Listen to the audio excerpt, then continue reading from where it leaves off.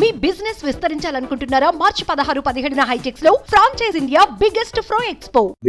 నమస్కారం చెప్పుకుంటున్నానండి.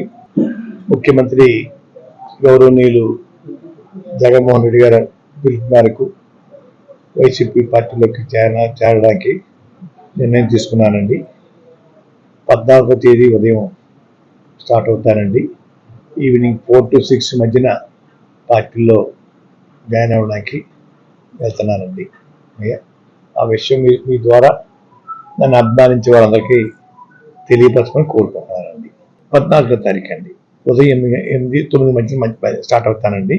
Evening 4 to 6 మధ్యని సమస్యలో పార్టీలో చేరుతానండి.